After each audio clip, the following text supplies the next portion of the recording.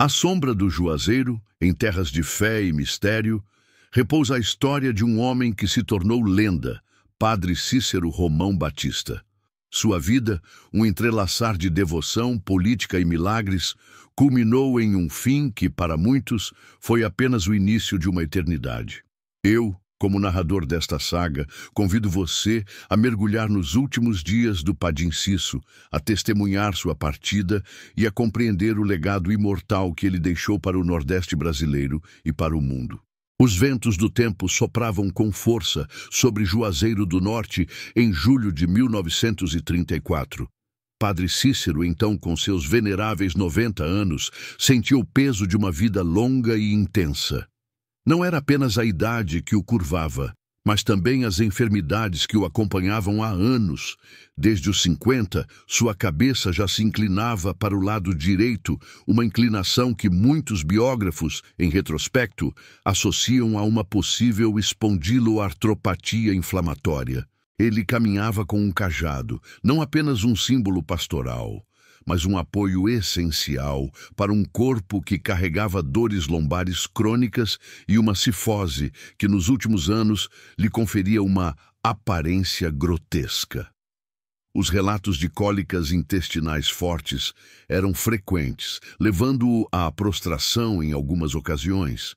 Um antraz na região cervical posterior o levou a uma cirurgia pouco antes do fim, e uma tentativa de operar uma provável catarata também não obteve sucesso. Mesmo com a saúde fragilizada, sua rotina de sono era mínima, e ele era frequentemente visto cochilando durante o dia, inclusive em sua montaria.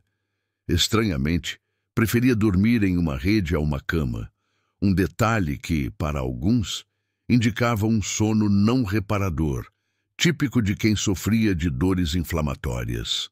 Sua determinação, no entanto, permitia que ele mantivesse uma vida produtiva e extenuante, apesar das limitações físicas. Em seus anos derradeiros, Padre Cícero, afastado formalmente de suas funções eclesiásticas desde a suspensão de ordens em 1926, não esmoreceu em seu propósito.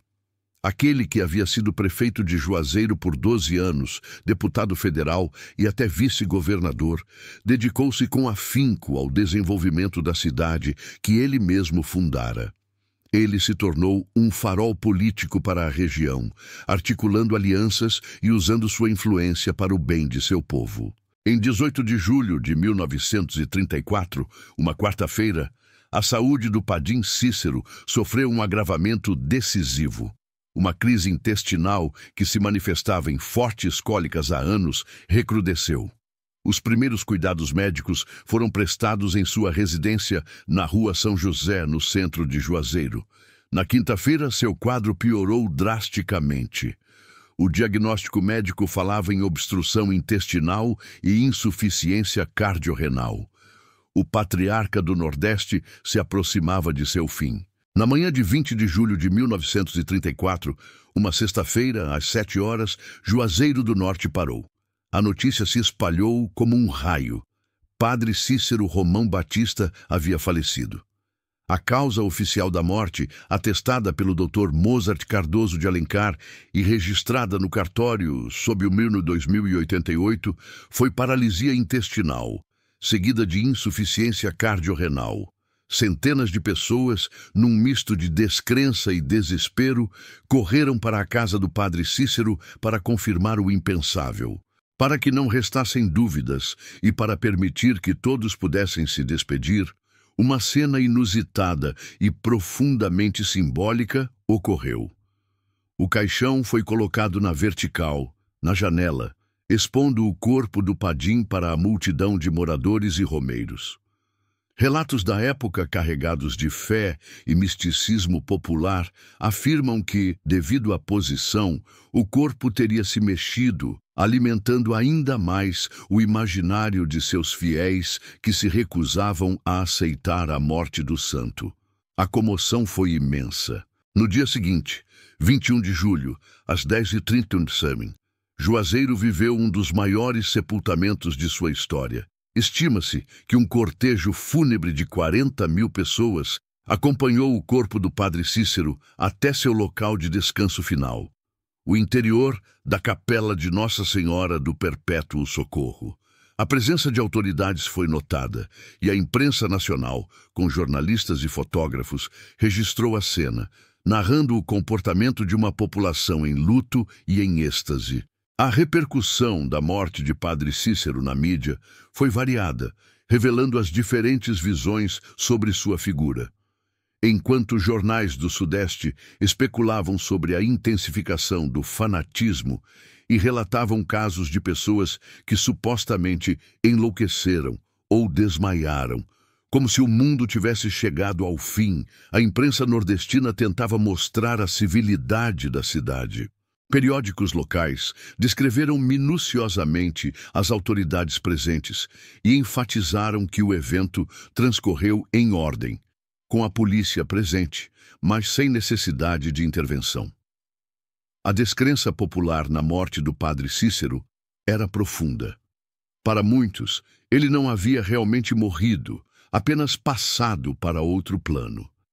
A crença de que ele continuava vivo em espírito e intercedendo por seus fiéis permaneceu inabalável. A passagem de padre Cícero, que para a imprensa e muitos intelectuais da época seria o fim da onda de fanatismo em Juazeiro, revelou-se, na verdade, um ponto de inflexão para o fortalecimento de seu legado. Contrariando todas as expectativas, as romarias não diminuíram, elas se intensificaram. Já em novembro de 1934, houve uma grande peregrinação no Dia de Finados que se consolidaria como a maior romaria de Juazeiro do Norte, reafirmando que o misticismo em torno de Padre Cícero permanecia mais forte do que nunca. Seu legado é multifacetado, entrelaçando fé, política, desenvolvimento social e uma identidade cultural profundamente enraizada no Nordeste. A relação de Padre Cícero com a Igreja Católica foi uma verdadeira peleja. O ponto central da discórdia foi o milagre da hóstia, ocorrido a partir de 1889, quando a hóstia administrada por ele, a Beata Maria de Araújo, se transformava em sangue. Embora uma primeira comissão eclesiástica tenha reconhecido o caráter inexplicável do fenômeno, uma segunda comissão, articulada pelo bispo Dom Joaquim José Vieira, que suspeitava de fraude, classificou o caso como farsa. As consequências para Padre Cícero foram severas. Teve suas ordens sacerdotais suspensas e foi proibido de celebrar missas e ministrar sacramentos. A Beata Maria de Araújo foi exilada. Frases como "Deus sairia da Europa para fazer milagres no Agreste" refletiam a visão eurocêntrica da cúpula da Igreja, que via a fé popular como superstição. Padre Cícero chegou a ir ao Vaticano em 1898 para tentar reverter as punições, mas não obteve sucesso imediato. Em 1916, o Santo Ofício determinou sua excomunhão. Embora essa decisão não tenha sido imediatamente comunicada a ele pelo bispo do Crato na época. Apesar da perseguição e do banimento eclesiástico, a devoção popular a Padre Cícero só cresceu. Para o povo do sertão, ele não era um proscrito, mas o padim, o protetor, o homem que falava a mesma língua dos simples.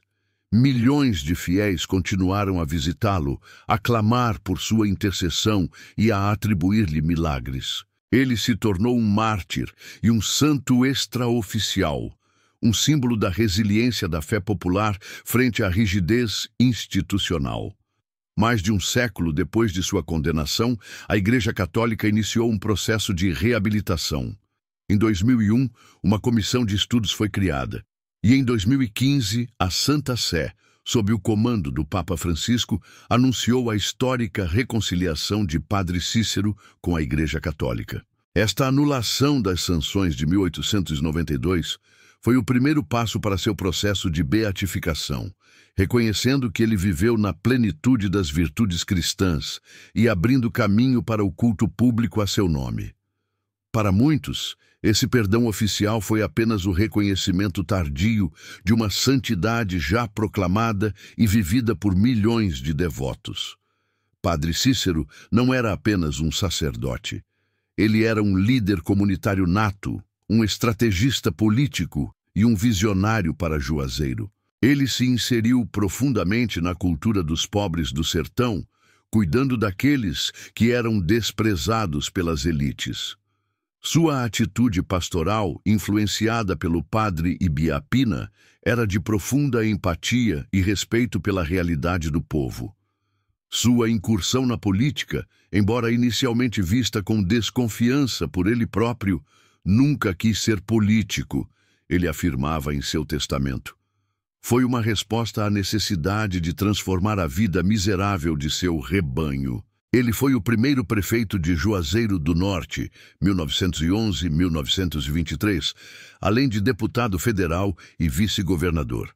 Na era do coronelismo, Padre Cícero se tornou um coronel sui generis, utilizando sua fé e sua popularidade para mobilizar e organizar a população, garantindo recursos e apoio político para Juazeiro. Seu lema, oração e trabalho, não era apenas espiritual, mas também um guia para o desenvolvimento material. Ele incentivou a fundação de oficinas, aprimorou técnicas agrícolas e promoveu o artesanato, transformando o pequeno povoado em um vibrante centro manufatureiro. Ele doou terrenos para a construção de infraestruturas, como o primeiro campo de futebol e o aeroporto, e contribuiu para a instalação de diversas escolas. Socorreu a população durante secas e epidemias, demonstrando um compromisso inabalável com o bem-estar de seu povo. Sua influência política foi decisiva na Revolta de Juazeiro, 1914, um confronto armado contra a intervenção federal no Ceará. Sob sua liderança, e com a ajuda de figuras como Floro Bartolomeu, os rebeldes construíram o Círculo da Mãe de Deus, uma fortificação que repeliu as tropas governamentais, garantindo a autonomia política da região. Sua capacidade de articulação era tamanha que até mesmo figuras como Lampião, o cangaceiro, o respeitavam profundamente e chegaram a ser influenciados por ele, com o padre Cícero intercedendo para que Lampião recebesse patente de capitão para combater a coluna Prestes. A figura de Padre Cícero é permeada por ambiguidades que, até hoje, motivam reações de amor e ódio. De um lado, o sacerdote maldito pela Igreja por sua suposta fraude. De outro, o santo aclamado por milhões. Estudiosos como Rui Facó, Flaviana Almeida, Rosemary Rodrigues, Jaqueline Herman e Hebe Matos, através de suas análises historiográficas, desvendam a complexidade de sua trajetória. Eles apontam para sua astúcia política, sua capacidade de acumular bens.